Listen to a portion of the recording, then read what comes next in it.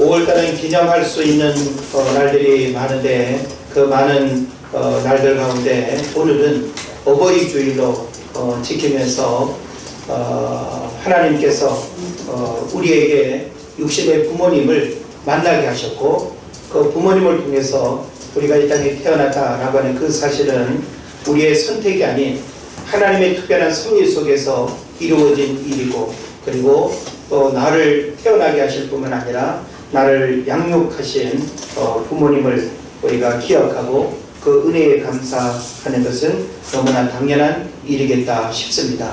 그런 면에서 이 땅에 우리가 태어나서 사는 동안 육신의 부모가 없는 사람은 아무도 없습니다. 물론 어린 시절에 부모님이 돌아가시는 경우도 있고 여러 가지 또 아픔을 겪는 그런 일들도 있지만 부모 없이 이 땅에 태어난 사람은 아무도 없습니다. 그런 의미에서 우리는 육신의 부모님이 얼마나 소중한 존재인가 라고 하는 사실을 알고 하나님께서 말씀을 통해서 오늘 우리에게 주시는 부모 섬김의 그런 가르침들을 오늘 여러분이 잘 배우고 깨닫는 그런 시간 되기를 바랍니다. 어린이날은 지난 주일이었습니다. 그래서 어린이날과 어린이 주일이 같은 날이어서 아마 더 의미가 있었고요. 어버이 주일은 주중에 어버이날이 이렇게 지나서 조금 그 날에 대한 의미는 뭐 이렇게 이제 같다고 볼 수 있지만 그래도 교회가 정한 어버이 주일을 통해서 우리 육신의 부모님을 다시금 우리가 또 생각하고 기억하는 그런 시간 되기를 바랍니다. 우리는 매년 어버이날을 이렇게 맞이하게 될 때 이번 어버이날 자식들의 도리는 다 해야 되겠는데 부모님에게 뭔 선물을 해야 될까? 어버이날 부모님에게 어떻게 해드려야 될까? 라고 하는 고민을 하게 되죠. 유치원 다니는 아이들은 원든 원치 않든 유치원에서부터 카네이션 그냥 만들어서 억지로라도 부모님께 또 이렇게 그 가슴에 달아드리도록 그렇게 가르치고 또 옛날 우리 어렸을 때는 뭐 편지 써서 훌쩍훌쩍거리면서 그냥 얼룩진 편지 이렇게 또 드리기도 하고 참 이 세월 따나 어버이날을 기억하는 그런 또 풍속도가 많이 이렇게 바뀌는 듯 합니다. 자, 그런데 부모님들이 선호하는 어버이날 선물이 여러 가지가 있는데 여러분이 자녀들로부터 선물을 받아야 하는 그런 입장에서 한번 생각을 해본다면 어떤 선물을 여러분 원하시나요? 저도 이제 큰 놈들이 새놈들이 며칠 전부터 간보기를 하더라고요. 아빠 뭘 좋아하냐고 뭘 받기를 원하냐고 난 먹는 거는 뭐 이렇게 회종류를 좋아한다고 그랬구나. 그날 스시뷔페를 가가지고 멋지게 아주 생선류를 많이 먹었습니다. 그러고는 뭘 받기를 원하냐 뭐 해서 나는 편지 받기를 원하지. 이제 나는 물질적인 거는 아이들이 이렇게 없으니까 그 정도 이렇게 마음을 표현했는데 원래 그런 편지는 전달이 되지 않았습니다. 그런데 이제 뉴스에 보니까 어버이날 선물 1위로는 현금으로 나타났습니다. 그래서 가장 많은 어른들이 수년간 현금을 계속 달라는 거죠. 그 다음에 두 번째로는 친필 편지. 제가 원하는 바를 부모님도 원하는 것 같아요. 그리고 세 번째로는 효도 관광. 그래서 아마 우리 아이들이 편지를 이렇게 쓰지를 못하고 아마 5월 중에 효도 관광을 보내주려고 생각하는지 모르겠습니다. 그 다음에 가전제품, 그 다음에 이어서 공연이나 영화 티켓 이런 것들 부모님이 좋아한다고 합니다. 그래서 시대가 이렇게 변하면서 좋아하는 그 선물들이 많이 바뀌거든요. 그래서 우리 젊은 세대들은 내년이라고 해서 뭐 큰 차이는 없을 것 같은데 가장 좋아하는 거 미리미리 준비해서 제 친구도 보니까 작년에는 뭐 아들놈이 이런 봉투를 줬는데 올해는 이런 봉투를 줬다고 하면서 내용이 많이 바뀐, 작년에는 그냥 한 10장을 넣었는데 올해는 2장밖에 안 줬다고 하면서 그런 이야기를 하대요. 자, 그런데 또 반대로 어버이날 받기 싫은 선물이 있습니다. 받기 싫은 선물 1위는 뭔가 하면 여러분 뭘 생각하실지 모르겠는데 책입니다. 치매 예방 뭐 그런 거 하면서 동화책 뭐 읽으라고 사주고 산수책 사서 공부하라고 막 하고, 우리 사모님 뭔가 뜨끔할 것 같은데 장본사님 그냥 산수 공부하라고 아마 요즘 초등학교 1학년들 공부하는 책을 사서 매일 풀어야 이 논리적인 사고를 해야 치매 예방이 된다고 하면서 아마 하는 것 같은데, 어른들은 그런 책 선물을 제일 싫어한대요. 그 다음에 두 번째로는 케이크. 애들이나 좋아하지 뭐 받는 이제 즐거움은 있겠지만 사실 어른들 뭐 그렇게 단 음식 안 좋아하니까 케이크 그렇게 안 좋아하고요. 세 번째로는 꽃다발. 이 꽃다발 안에는 카네이션도 포함이 됩니다. 그래서 저도 어버이날 이 주변에 이렇게 다녀보니까 카네이션 이렇게 달고 다니는 분들 거의 못 보겠더라고요. 그래서 카네이션 하나에 모든 걸 다 담아서 이렇게 퉁치려고 하는 것 때문에 그런지는 몰라도 꽃다발 이렇게 싫어한다고 이야기를 합니다.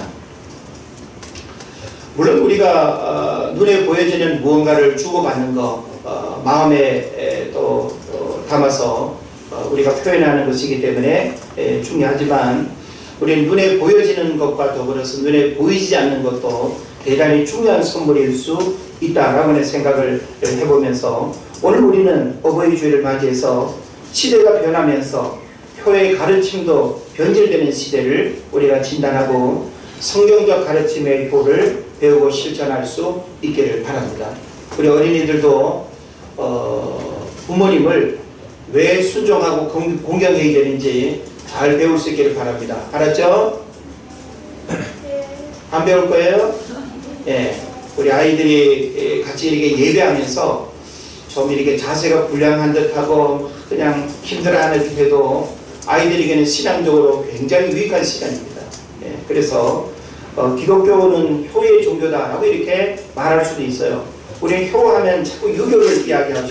근데 유교의 그 공자는 BC 551년 시대를 살았는데 공자보다 1000년이나 일찍 태어난 모세로부터 하나님은 부모 공경의 가르침을 10계명 속에 포함해서 가르치고 교훈하고 있습니다. 그래서 여러분 잘 아시는 바와 같이 10가지 계명은 두 부분으로 나누어지죠. 1계명부터 4계명까지는 하나님을 어떻게 섬겨야 되는지 하나님께 대한 계명입니다. 5계명부터 10계명까지는 사람에 대한 계명이에요. 사람에 대한 계명으로 첫 번째가 뭐예요? 내 부모를 공경하라 그랬습니다. 그래서 오늘 여기 6장 이제 2절에도 보면 이것은 약속에 있는 첫 계명이니 그렇게 말씀하고 있거든요. 그러니까 사람이 지키고 행해야 될 계명 중에 첫 번째가 바로 내 부모를 공경하라 라고 하는 이제 메시지가 되는 겁니다. 자, 효도하는 자녀를 만약에 여러분이 바란다면 하나님을 잘 섬기게 하면 자연스럽게 해결됩니다.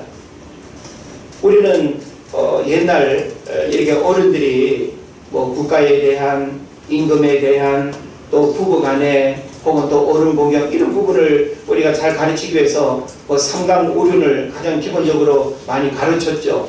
근데 오늘날 삼강오륜을 어디에서 배웁니까? 삼강오륜의 가르침의 내용이 틀렸다고 저는 보지 않습니다. 그러나 그런 가르침들을 학교에서나 어디에서든지 잘 배울 수가 없기 때문에 그런 의미를 담고 있는 교육은 성경에 다 포함되어 있습니다. 그러니까 부모가 억지로 또 자녀로 하여금 여러 어떤 부모 공경에 대한 가르침을 혼내면서 가르치지 않아도 교회만 잘 보내고 하나님만 잘 섬기게 하면 자연스레 우리의 아이들이 부모 공경에 대한 소중함과 그리고 가르침을 몸소 이렇게 실천하는 삶이 가능하게 되는 겁니다. 그러나 오늘날 부모 공경이라는 이 중요한 성경의 교훈은 위협받고 있습니다. 그래서 부모를 공경해야 되는데 부모를 공격하고 있습니다. 묘하죠.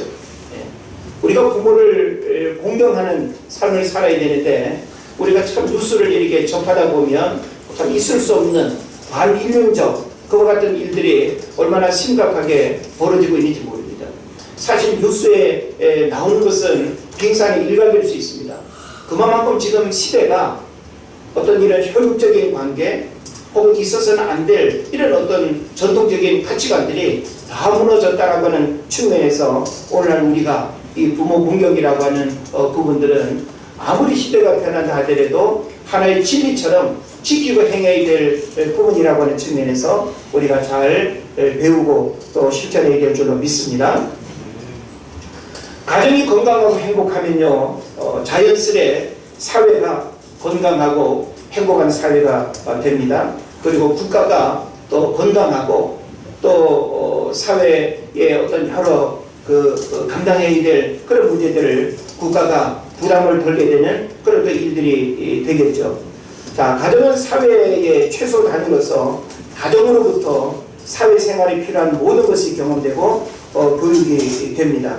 그래서 어버이날을 보내면서 우리는 자녀로서 부모에게 어떻게 해야 할까라고 하는 부분을 우리가 한 번 더 생각하고 성경은 우리에게 부모 공경에 대한 가르침을 어떻게 하고 있는지를 우리가 잘 배웠으면 좋겠습니다. 성경은 부모 공경에 대한 가르침이 너무나 많이 기록되어 있습니다. 십계명에도 내 부모를 공경하라고 했고 또 아브라함, 이삭, 야곱 그리고 요셉으로 이어지는 이 족장 시절부터 출애굽한 이스라엘 백성들에게 부모 섬김에 대한 구체적인 가르침을 교훈하고 있는 겁니다. 그래서 우리가 오늘 교도문도 이렇게 읽었지만 교도문 가운데 보게 되면 잠언의 말씀 중에 이 부모 공경에 대한 교훈이 많이 있어요. 그래서 저는 여러분들이 잠언서의 말씀을 매일 한 장씩 어른이나 아이들이나 읽게 하면 이 잠언서 내용 속에는 부모 공경에 대한 가르침뿐만 아니라 우리가 어떻게 하나님을 잘 섬기는 삶을 살아야 되는가라고 하는 그런 실천적이고 그리고 생활적인 부분에 있어서 아주 구체적인 가르침을 우리에게 주고 있습니다. 그런 면에서 여러분이 자녀들로 하여금 매일 그 날짜에 맞게 오늘이 12일이면 잠언 12장을 읽게 하고 내일이 또 15일이면 15장을 읽게 하고 이렇게 한 장 한 장 읽게 하면 한 달에 한 번씩 잠언을 계속 반복해서 읽게 되는 겁니다. 잠언이 31장까지 있으니까요. 그래서 이 잠언의 교훈은 바로 솔로몬이 그가 부귀영화를 누리면서 참 남부를 것이 없는 그런 인생을 살았지만 무엇이 가장 소중하고 올바른 삶인가라고 하는 사실을 이 잠언을 통해서 우리에게 교훈을 주고 있는 겁니다. 그런 면에서 여러분이 이런 잠언의 가르침도 우리가 기억하고 잘 알았으면 좋겠다 싶습니다. 자, 우리가 부모 섬김에 대한 여러 가르침들 중에서 제일 중요하게 우리가 생각해야 될 두 가르침이 있는데 그건 바로 오늘 순종과 공경이라고 하는 키워드입니다. 자, 우리가 부모님을 섬기자라고 하는 부분에서 순종과 공경은 모든 것들이 다 포함되는 메시지예요. 순종 안에 부모님을 편안하게 해드리고 부모님의 마음을 즐겁게 해드리고 부모님의 어떤 현실적인 필요를 도와드리고 하는 이 모든 것이 다 순종과 공경이라고 하는 단어 속에 포함되어 있습니다. 그래서 오늘 여러분이 순종과 공경이라고 하는 이 단어적 의미만 잘 이해하게 되면 내가 육신의 부모님을 어떻게 섬겨야 되는지 그리고 나아가서는 눈에 보이지 않는 하나님을 내가 어떻게 순종하고 또 섬겨야 되는지 동일한 맥락에서 우리가 그 말씀을 깨닫게 될 것입니다. 그래서 오늘 저는 여러분에게 이 순종과 공경이라고 하는 두 가지 메시지를 중심으로 같이 말씀을 나누려고 하는데요. 먼저 순종에 대한 부분을 좀 말씀을 드리고 싶습니다. 자, 순종이라는 뜻은 헬라어로 휘파코라고 하는 말인데 안에서 듣다, 따르다 라고 하는 의미를 가지고 있습니다. 그러니까 안에서 듣는다라고 하는 것은 지시를 받는 거고 명령에 응하는 것이죠. 예. 그러니까 우리가 억양으로 말하면 올라가는 게 아니라 내려가는 억양을 받아들이는 거죠. 자, 그래서 순종이란 아래에서 듣고 따르는 것에 있음을 깨닫게 되는 겁니다. 그래서 아래에서 듣다, 따르다. 그래서 우리가 이 주인과 종의 관계에서 주인이 종에게 무언가를 이렇게 명령하고 지시하면 예 하고 이렇게 따르는 것처럼 바로 순종이라고 하는 것은 낮은 자리에서 받아들이고 낮은 자리에서 대꾸하고 따지는 것이 아니라 예 하고 있는 그대로를 받아들이는 거예요. 내 생각과 내 논리에 맞지 않는다고 해가지고 왜를 던지는 것이 아니라 예 하고 받아들이는 것. 이게 바로 순종의 기본적인 의미가 되는 것입니다. 그래서 부모님을 위에 두고 자식으로서의 나는 낮아지는 것, 내 뜻을 주장하여 관찰시키는 것이 아니라 부모님의 뜻에 공손히 나를 맞춰가는 것, 이것이 바로 순종임을 의미하는 것입니다. 그리고 잠언 1장 8절 9절을 보게 되면 내 아들아 내 아비의 훈계를 들으며 내 어미의 법을 떠나지 말라 그랬습니다. 내 아비의 훈계를 들으며 내 어미의 법을 떠나지 말라. 부모님이 자녀에게 가르치는 인생의 교훈이 있죠. 내가 지난 인생을 50년 살아보니 70년 살아보니 이런 일에는 이렇게 하는 게 좋겠더라. 내가 이런 상황을 내가 경험을 했는데 이런 문제들은 이렇게 헤쳐나가는 게 좋더라. 사실 부모님의 가르치는 법은 아니지만 인생의 노하우가 되는 거죠. 인생을 통해서 터득되어진, 인생을 통해서 아직 자식이 경험하지 못한 가르침, 그건 굉장히 중요한 삶 교훈 아니겠어요? 그런데 부모의 삶이 자녀에게 큰 유익이 되지만 사실 완벽하진 않잖아요. 그렇기 때문에 살아계신 하나님이 우리에게 하시는 가르침은 완벽한 거예요. 그럼에도 불구하고 우리는 이 땅에서 내가 아직 그만큼 인생을 살지 못했고 그리고 그와 같은 인생의 경험이 없다라고 할 때 우리는 육신의 부모님이 긴 인생 속에서 자식이 실수하지 않고 후회하지 않을 인생의 가르침을 교훈한다면 그것을 잘 받아들이고 따르고 배우는 것이 무엇보다 중요하다라고 하는 것을 우리에게 가르쳐주고 있습니다. 그래서 이렇게 그런 가르침을 잘 따르고 지키면 우리에게 어떤 일들이 주어집니까? 이는 내 머리에 아름다운 관이요 내 목에 금사슬이라. 예. 그러니까 결국은 자녀의 화려한 인생은 그 자식이 부모의 가르침을 어떻게 믿고 따르느냐에 따라서 부모보다 더 화려한, 부모보다 더 능력 있는, 부모보다 더 멋진 삶을 살아가는 그런 모습이 된다는 거예요. 예? 그래서 내 머리에 아름다운 관이요. 우리 어떤 일에 승자가 돼가지고 머리에 관을 쓴다고 생각해 보세요. 특별한 목에 금사슬을 우리가 건다고 생각을 해보십시오. 얼마나 영광스럽습니까? 이것은 바로 부모의 가르침을 통해서 우리 자식들에게 전달되는 겁니다. 저는 무엇보다 우리 육신의 부모님이 평범한 인생 속에서 터득되어진 깨달음이 아니라 하나님을 숨기는 믿음의 원리 속에서 경험되어진 그 소중한 신앙적인 가르침과 교훈을 자녀들에게 많이 전달했으면 좋겠습니다. 내가 하나님을 믿지 않았을 때와 내가 하나님을 섬겼을 때 그리고 내가 인생의 위기를 만났을 때 그 인생의 위기를 기도로 극복하고 믿음으로 극복하고 하나님이 아니었다면 내가 도무지 살 수 없었다라고 하는 이런 신앙의 고백들을 자녀들에게 그대로 가르치도록 한다면 그 자녀들도 인생의 어려움을 만날 때에 하나님을 떠나지 아니하고 그리고 하나님의 말씀의 법을 떠나지 아니하고 하나님 중심으로 살아가는 위대한 인생이 될 줄로 믿습니다. 우리가 성경을 보면 순종의 대표적인 이야기를 여러 곳에서 우리가 좀 발견해 볼 수 있겠는데요.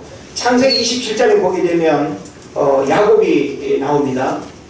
자, 야곱 참 이렇게 야같죠. 굉장히 그 어떤 축복에 대한 그 열정이라고 해야 될까요? 예?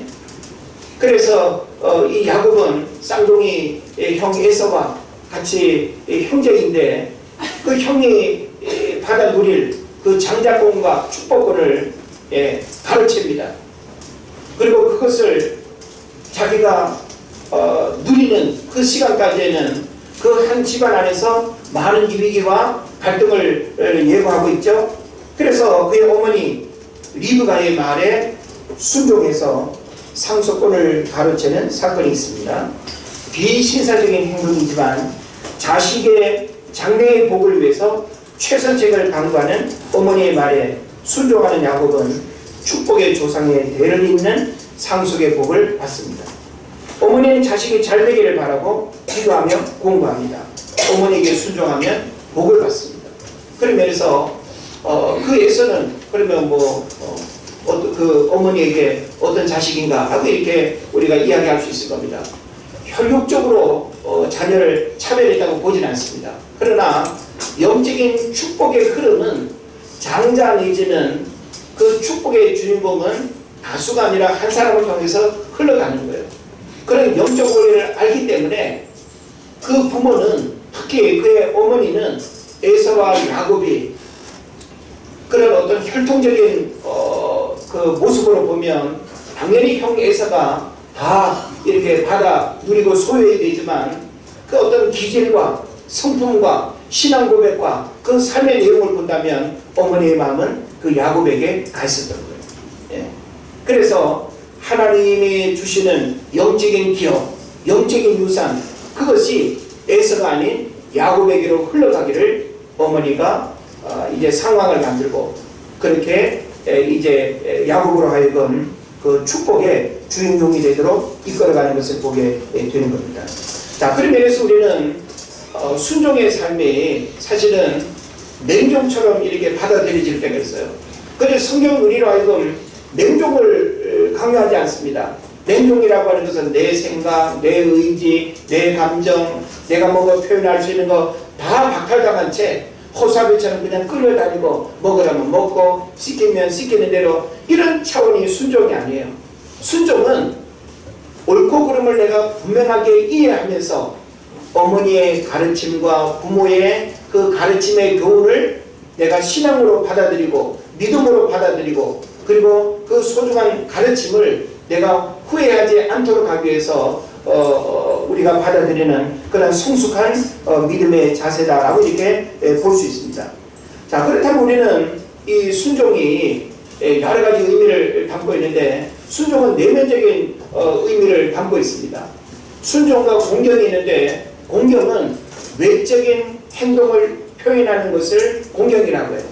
순종은 내면적인 자세와 마음의 태도를 의미합니다. 예.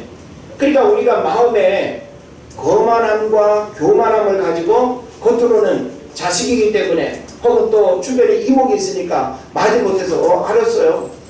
표정과 그냥 행동은 아주 그냥 반감을 가지고 있는데 억지로 이렇게 하는 경우들이 있죠. 그런 순종이 아니라는 거예요. 성경은 우리로 하여금 육신의 부모에게 순종하고 공경해야 된다라고 하는 이 가르침에 있어서 순종은 내면적인 우리의 자세와 태도, 마음가짐을 의미하는 거예요. 내가 마음으로도 부모님을 거부하는 게 아니에요. 내가 마음으로도 부모님을 싫어하는 게 아니에요.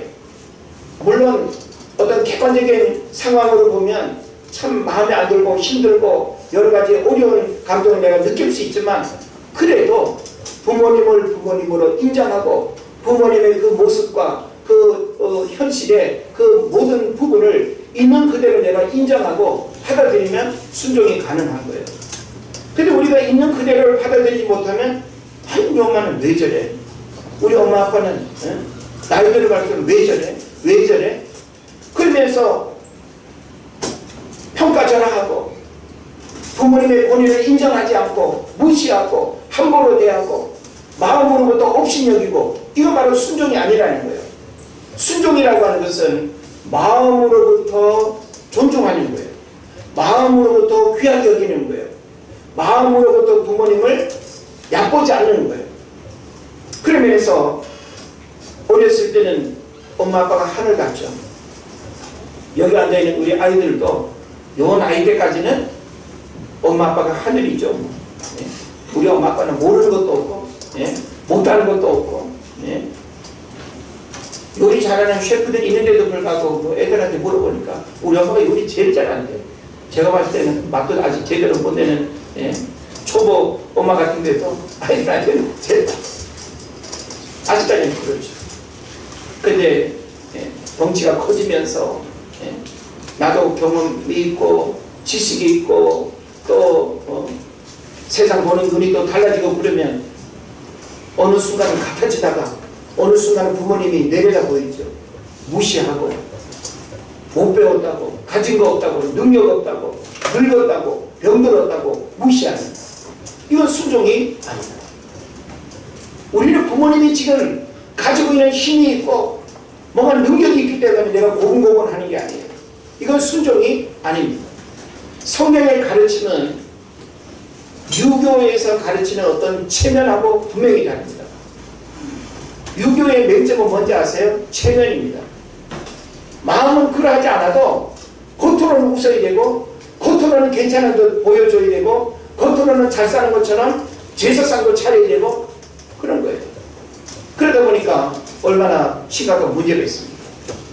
그래서 우리가 알고 있는 책 중에 그런 책이 있지 않습니까? 공자가 죽어야 나라가 살아. 우리나라는 조선시대 유교 500년에 이 유교 문화의 이 잔재가 아직까지 남아있어요.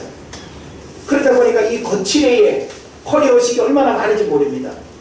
특별히 우리 애경사를 이렇게 치르게 될 때 집안의 이목, 나를 아는 주변 사람들이 이목 따져서 그 체면 때문에 형편은 안 되고 능력이 안 되는데 빚내가지고 막 그냥 보여주기 위해서 하는 것 많지 않습니까? 이런 게 다 뭔가 하면 여전히 공자가 아직 살아있어서 그렇다는 거예요. 2500년 전 이문인데도 불구하고 공자의 고향인 중국에서 그렇게 하지도 않는데 우리나라는 아주 무슨 중국 이상으로 공자님은 얼마나 잘생겼는지 몰라요. 공자로 죽어야 나라가 산다라고 하는 것은 우리나라의 이 문화 속에 이 잘못된 허례허식, 체면 문화, 실속 없는 이런 부분들 분명히 우리는 지향합니다. 성경은 우리로 하여금 그런 허례허식을 가르치지 않습니다. 마음에 없는 겉으로만 어버이날이라고 용돈 드리고 선물하고 평상시에는 그냥 전화 한 통화도 제대로 안 하고 말 거칠게 하고 그러면서 어버이날 선물 하나로 모든 걸 배신하는 것, 이거는 공경이 아니라는 것이죠. 성경은 우리로 하여금 공경도 가르칩니다. 공경은 실제적으로 부모님의 삶의 현실적인 필요를 도와주고 그리고 눈에 보여지는 무언가를 주고받는 게 공경이에요. 그러나 그 이전에 바로 순종이라고 하는 것이 무엇보다 우리에게 필요하다는 것을 성경이 가르쳐 주고 있습니다. 그렇다면 그리스도인으로서 순종의 삶을 살아간다는 것은 현실적으로 어떤 모습이어야 될까요? 저는 지금 여러분에게 순종은 내면적인 것으로서 우리 마음의 자세와 태도와 그리고 그 부모님을 바라보는 우리의 마음가짐이라고 제가 말씀드렸습니다. 물론 요 의미가 이 순종의 의미를 다 표현한다고도 볼 수 있습니다. 그러나 우리가 구체적으로 부모님을 섬기는 일에 있어서 순종의 삶을 살아간다는 것, 우리에게 어떤 모습이 요구될까요?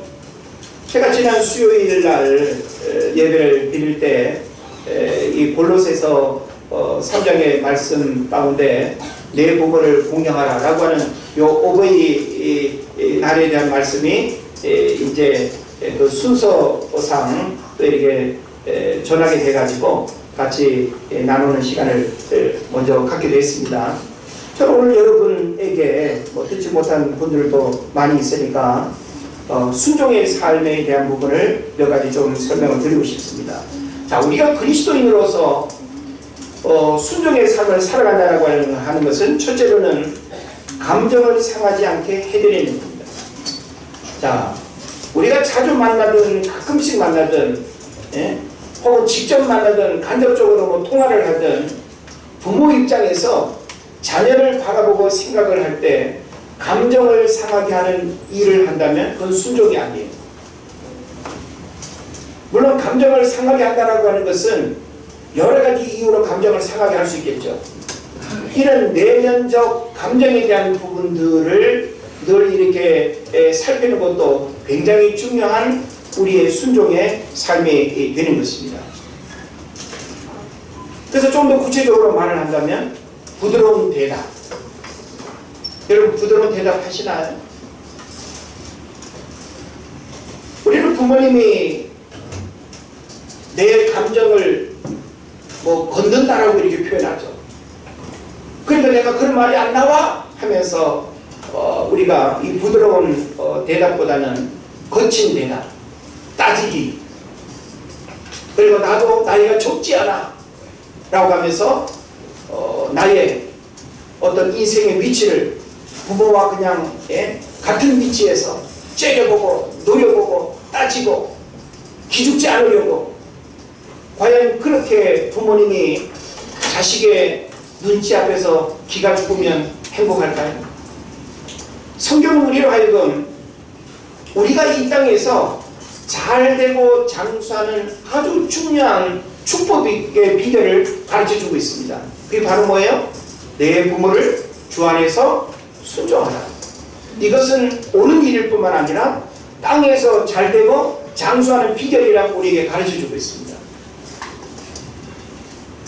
자녀된 자리에 있는 여러분들 잘되기를 바라고 하나님이 베푸시는 장수의 복을 원한다면 육신의 부모님을 잘 섬기고 그리고 공경할 수 있기를 바랍니다. 부드러운 대답, 우리는 의도적으로 부드러운 대답할 수 있어야 됩니다. 물론 우리가 감정이 있어서 내 감정을 상하게 하는 엄마 아빠의 그런 표현 때문에 대들듯이 거칠게 막 욕이 나오고 그런 감정 표현을 할 수 있습니다. 그러나 이것은 순종이 아니라는 거죠. 성경은 우리로 하여금 그리스도인의 삶에 요구되는 순종은 부드러운 대답, 공손한 태도, 마음을 헤아리는 너그러움이라고 이야기하고 있습니다. 부모님의 마음을 헤아리는 너그러움.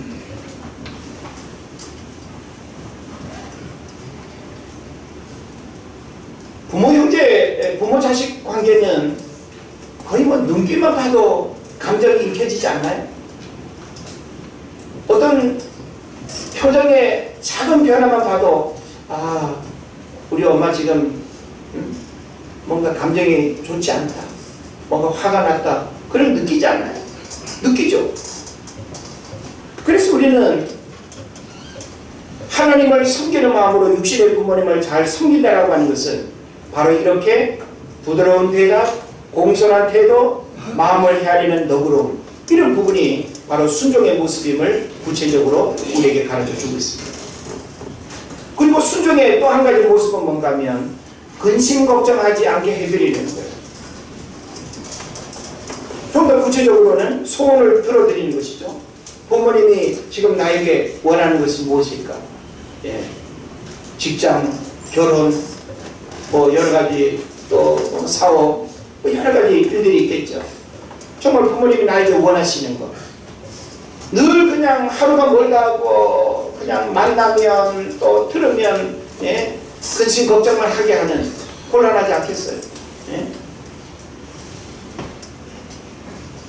제가 얼마 전에 어떤 친구랑 통화를 했는데 자식이 안 하던 짓을 하더래요. 뭐 일을 도와준다고. 그래서 일을 막 이렇게 아파하는 일을 도와주고는 목욕탕을 또 같이 가자고 그러대요. 그러면서 또 막 때를 막 밀어주고 그러더라는 거예요. 그러면서 아빠 옆에 앉아가지고 아빠 내가 요즘 힘든데 한 200만 원만 빌려줄 수 없냐. 속보이죠.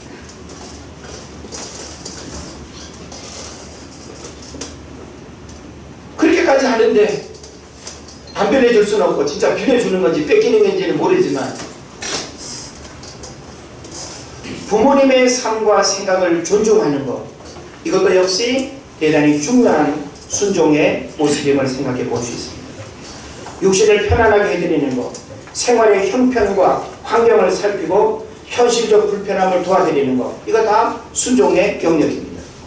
그리고 무엇보다 제일 중요한 건 뭔가 하면 부모님의 영혼이 구원받게 해드리는 거예요. 이 땅에서 아무리 부모 자식으로 만났다 할지라도 천국에서 그 부모님을 만날 수 없다고 한다면 얼마나 안타깝습니까? 적어도 육신의 부모님이 살아계시는 동안 그 부모님이 하나님의 백성이 되는 그 은혜를 함께 우리가 경험하고 구원받는 역사들이 일어나도록 이것이 가장 중요한 일임을 여러분 믿으시길 바랍니다. 그리고 저는 마지막으로 공경에 대한 부분을 좀 나누고 싶습니다. 공경, 많이 우리가 들어 아는 말씀이죠. 히브리어로 카베드라고 하는데 무겁다, 풍부하다, 영광스럽다, 존중하다 라고 하는 뜻과 함께 이 공경이라고 하는 단어는요, 간이라는 뜻을 가지고 있습니다. 우리 장기 중에 간 있죠?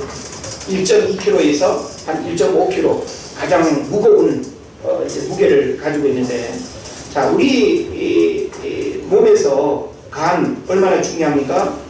근데 공경에는 간처럼 여긴다는 뜻이 포함되어 있습니다. 그래서 간은 어떤 특징을 갖고 있는가 하면 해독작용을 해서 우리 몸을 지키고 각종 호르몬을 분비하고 조절해서 항상성과 건강을 유지할 수 있도록 중요한 역할을 담당하고 있습니다. 그런데 이 간은 이렇게 큰 일을 하면서도 소리내지 않고 묵묵히 일합니다. 그래서 간은 고통 없이 오는 질병이라 그러죠. 간에 문제가 생길 때는 거의 간은 어떤 고통이 없이 진행이 된대요. 그래서 간이 망가졌다라고 하는 것은 이미 거의 회복이 어려운 이제 상태가 된다라고 하는 겁니다. 무리가 오고 상처를 당해도 웬만해서는 생색을 내지 않고 말없이 자신의 역할을 계속하는, 이게 바로 간입니다. 그래서 자신의 힘이 다할 때까지 최선을 다해서 우리 몸을 지켜준다라고 이렇게 우리가 이제 아는 거죠. 그래서 부모님을 공경한다는 것은 간처럼 그 역할을 감당하라는 것입니다. 그래서 이 공경은 결코 이론이 아닙니다. 머리로만 이해하는 차원으로 끝나는 것이 아니라 부모 섬김에 대한 가르침은 이와 같이 순종과 공경이라고 하는 이 두 맥락에서 행해져야 할 아주 중요한 부분이 되는 겁니다. 신명기 5장 16절에도 보면 너는 내 하나님 여호와께서 명령한 대로 내 부모를 공경하라. 그리하면 내 하나님 여호와가 내게 준 땅에서 내 생명이 길고 복을 누리리라. 성경은 계속 순종과 공경에 대한 가르침을 하면서 순종과 공경의 삶이 자녀들로 하여금 이 땅에서 잘되고 장수하는 비결임을 계속 반복하고 있습니다. 우리가 이 공경의 대표적인 이야기를 살펴보면 룻기서를 우리가 주목하면 좋아요. 룻기서에는 시어머니 나오미와 며느리 룻에 대한 이야기가 나오지 않습니까? 중심 이야기가. 자, 룻은 이방 여인입니다. 남편이 죽었습니다. 그리고 친정으로 돌아가서 새로운 인생을 출발할 수 있는 기회도 주어졌습니다. 그런데 룻은 어찌 보면 낯선 땅, 한 번도 가보지 않은, 그 베들레헴으로 돌아가서 가장 기본적인 의식조마저 보장되지 않는 그런 최악의 상황 속에서도 그 룻은 불평하지 아니하고 그 시어머니 나오미를 지극정성으로 섬기고, 그리고 먹고 사는 문제를 해결하기 위해서 남의 밭에 가가지고 이삭을 줍고, 나중에는 어떻게 되는지 여러분 아시죠?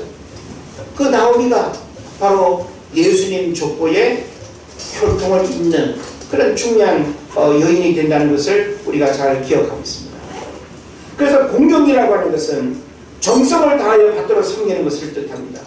부모를 공경할 때 약속된 하나님의 복을 받는다라고 하는 사실을 여러분 꼭 믿으시기를 바랍니다.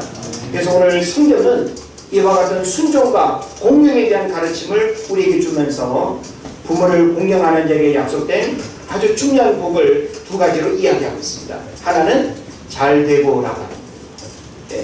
여러분 공부하는 일 잘 되길 바라죠?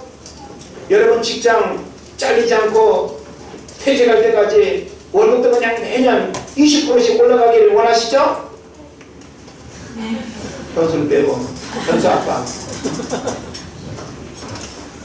우리는 하는 모든 일들이 내리막길 인생이 되기를 원하는 사람은 아무도 없습니다.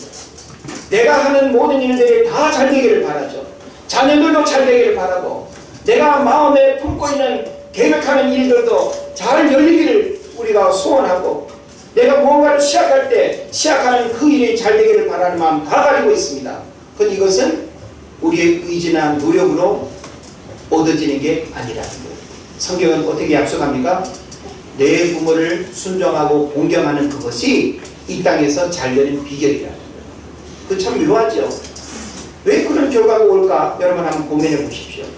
내가 왜 육신의 부모를 잘 섬기고 공경하는 것이 왜 잘 되는 일일까? 그 비밀이 뭔가 하면 육신의 부모를 섬기는 것은요, 곧 보이지 않는 하나님을 섬기는 것과 같은 이치라는 거예요. 여러분이 하나님을 잘 섬기면 하나님이 여러분의 삶을 책임져 주시는 은혜가 있는 것입니다. 할렐루야. 여러분이 육신의 부모를 홀배하면서 하나님을 잘 섬긴다면 하나님은 그거 모르실까요? 다 알아요. 하나님은 속지 않습니다. 눈에 보이지 않는 하나님을 사랑한다면 눈에 보이는 육신의 부모님을 사랑하라는 것이 성경의 가르침입니다. 그리고 또 한 가지는 장수의 복을 우리에게 말하고 있습니다. 장수의 축복. 자, 우리 사무엘상을 보게 되면 그 엘리게스라는 가정 여러분 아시죠? 그 홈리와 비느하스 아주 불량자라고 성경에서 표현되고 있습니다. 완전히 집안이 풍비박산 났죠. 그러면서 성경이 뭐라고 말합니까? 하나님께서 그 집안에 노인이 없으리라고 했습니다. 다시 말하면 대가 끊기고 집안이 망한다는 거예요. 장수 있을 수가 없다는 거예요. 태어나서 얼마 살다가 긴 인생을 제대로 살지 못하고 죽는다라고 하는 거 얼마나 불행입니까? 우연히 일어나는 일 아닙니다. 그런 면에서 우리가 이 땅에서 잘 되고 장수하는 그 비결, 하나님의 섭리 속에 이루어지는 일입니다. 그 비결은 육신의 부모를 잘 순종하고 공경하는 것이 원리임을 우리에게 가르쳐주고 있습니다. 바라기는 저와 여러분, 육신의 부모님을 내 기분 때문에, 감정 때문에, 혹은 내게 주어진 부모님의 어떤 도움 받은 것 때문에 하고 안 하고 따지는 것이 아닙니다. 우리는 마땅히 육신의 부모님을 섬기는 것을 당연한 일로 여기고 하나님 섬기는 마음으로 그에게 순종하고 공경하는 여러분 되시기를 주의 이름으로 축원을 드립니다. 기도하겠습니다. 하나님,